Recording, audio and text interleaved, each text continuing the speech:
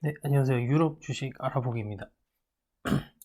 오늘은 라이언 에어 홀딩스라는 회사에 대해서 알아볼 건데요. 이 회사는 라이언 에어고 영국과 아일랜드, 미국에 상장이 되어 있습니다.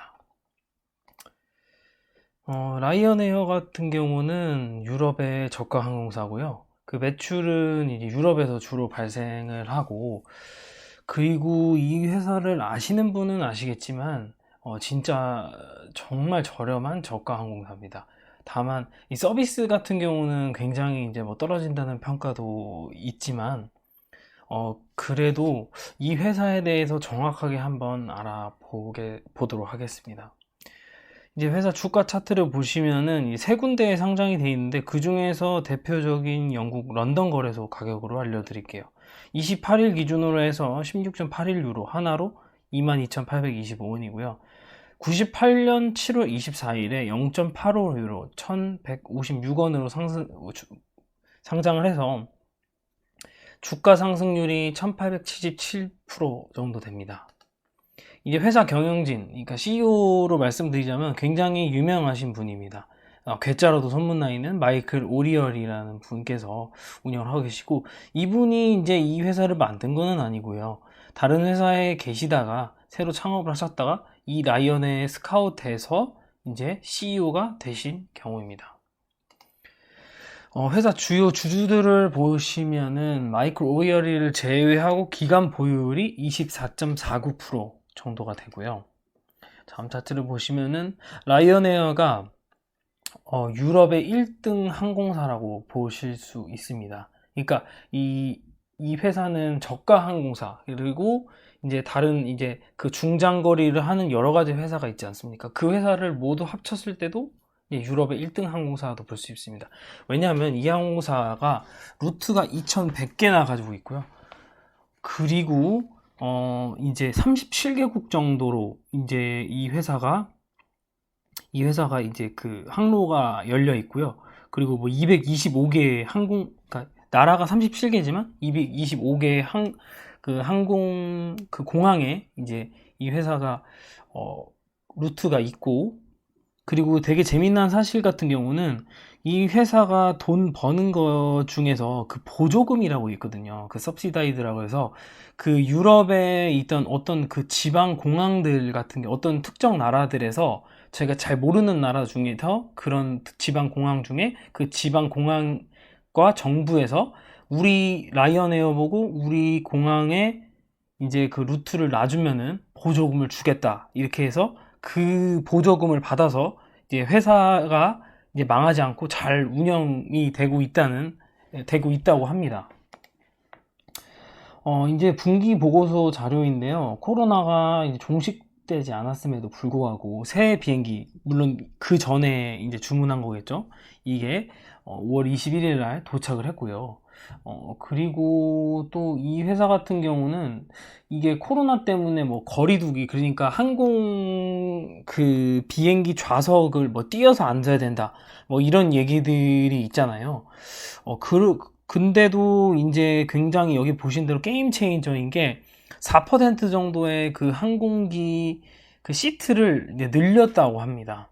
더군다나 이제 환경까지 신경을 써서 환경까지 이제 신경을 쓰고 그렇게 이제 운영을 이제 할 거라고 이제 하고 있고, 현재도 이제, 왜냐면은 이제 그 항공기 같은 경우는 지구 온난화의 주범 중에 하나로 이제 뽑히고 있는데, 그 이제 그 CO2를 좀 줄이고, 그래서 이제 환경에 이제 뭐 기여를 해야지만 나중에 이제 벌금도 피할 수 있고, 이제 재무적으로나 그 이미지적으로나 좋아졌기 때문에 그런 전략적인 그런 부분에 있어서 이 회사가 이런 선택을 한 것 같습니다. 네, 그리고 21년도 분기 보고서 중에 하나인데요. 처음에 보시면은, 2020년 3월 대비해서 21년의 3월이 이제 승객 수가 81%가 줄었고요.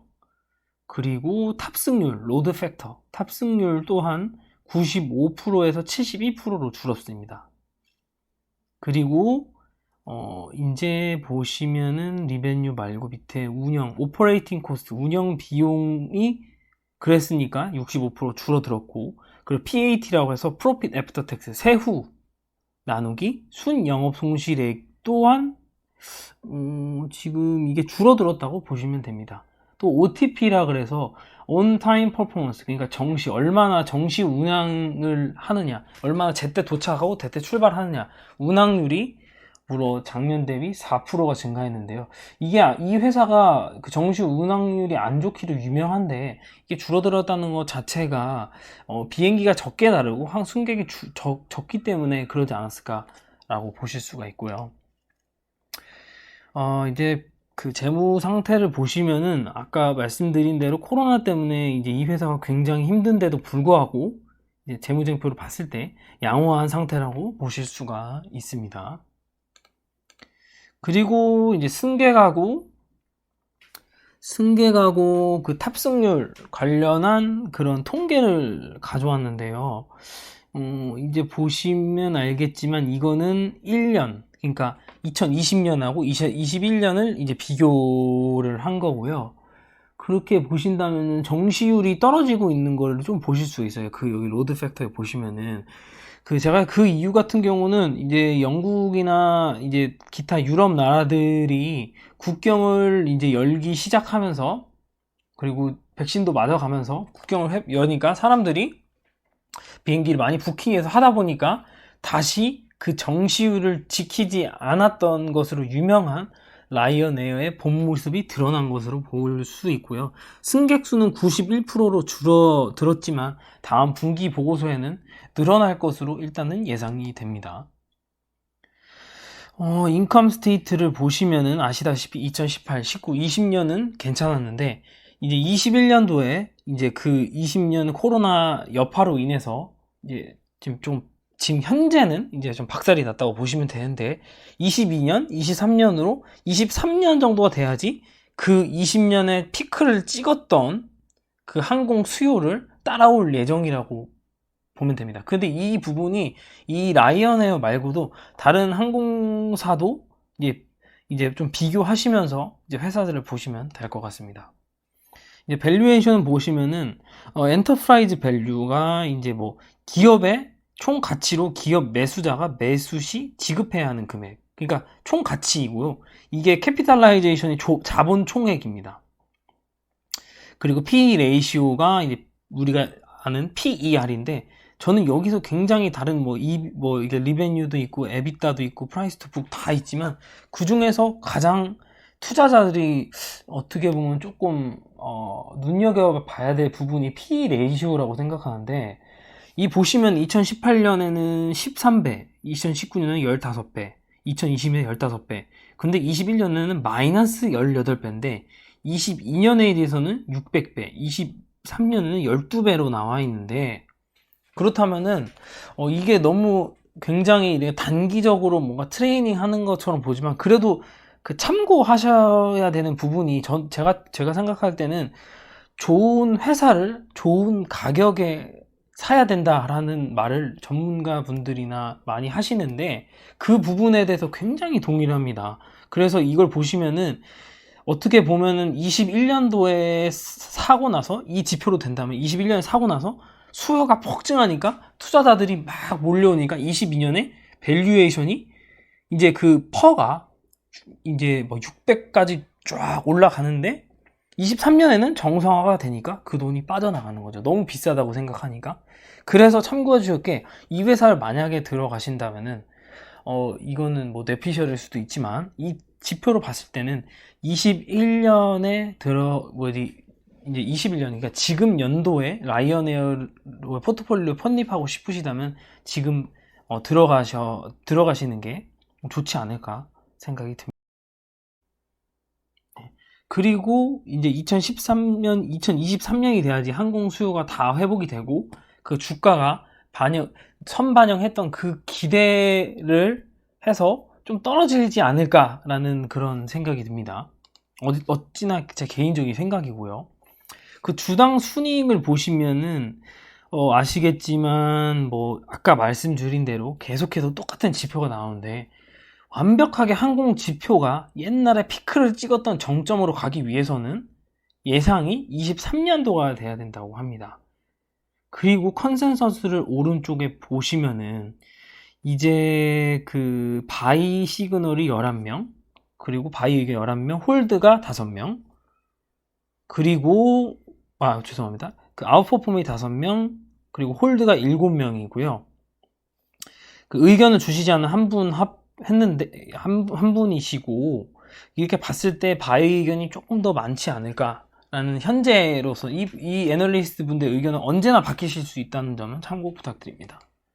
그 마지막으로 2020년에 그러면은 항공사 어떻게 되냐 보시면은, 이 회사가 내놓은 거는 22년에 이런 그런 항공 그 트래픽이 약 8천만에서 1억 2천만 정도로 늘어날 것이라고 예상이 된다고 합니다. 그리고 현재는 아직 불확실하지만 그 최근에 항공 예약이 급격히 회복이 이제 되고 있다라고 보실 수 있고, 이제 여기 세 번째 보시면은 이제 그 2022년도에 브레이크 이븐, 그러니까 분기 손익에 다다를 것으로 이제 예상이 된다. 이제 믿고 있다. 그러니까 뭐 그렇게 이분들의 컨센서스는 이제 예측 전망치는 그렇다고 말씀드리는 거고, 다만 이 회사가 비용 삭감이나 현금 확보가 가장 우선순위라고 합니다. 그리고 이런 그런 팬더업 디맨드라고 해서, 팬더업이 억눌렸던 그런 그 디맨드, 그런 수요들이 저비용 운임이 억눌린 수요를 폭발시키도록 할 것이다 라고 보면 되고, 이 지금 현재로서는 이제 그 신용평가 등급이 BBB로서 현재는 뭐 이제 괜찮다고 생각을 하는 것 같아요.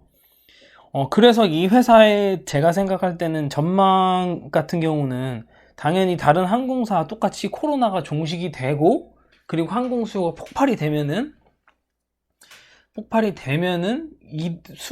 순이익이 증가할 것으로 예상이 됩니다만, 근데 그전과 좀 다른 게, 여태까지 코로나로 인해서 망한 항공사들이 굉장히 많습니다. 그래서 그 항공사들이 줄어들게 되고, 그리고 그 일부분은 다 국영으로 가게 됩니다.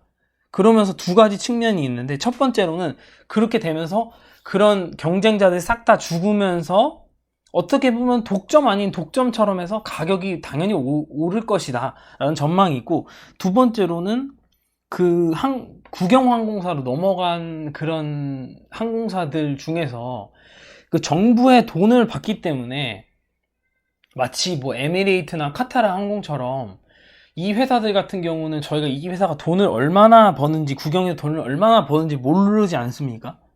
그렇지만 그런 국영 항공사에서 어마어마한 보조금을 주니까 그 보조금을 가지고 마케팅이나, 그리고 엄청난 프로모션, 가격 경쟁력을 통해서 시장 점유율을 가져가는 그런 형태로 코로나 전에는 그렇게 해왔었는데, 그런 부분 때문에 국영 항공사가 아닌 그런 민간 자본에 의해서 굴러가는 그런 항공사들이 피해를 볼 수도 있을까? 아니면 다 죽어서 다른 그 경쟁사들이 많이 도산해서 독점적인 그런 위치를 통해서 돈을 더 많이 벌 수 있을까 하는 두 가지의 그런 의견을 저는 가지고 있습니다. 그래서 이 항공사를 포트폴리오에 편입하고 싶으시다면 좀 제가 말씀드린 거 좀 공부를 좀 하시고 이제 포트폴리오에 편입을 하시면 될 것 같습니다.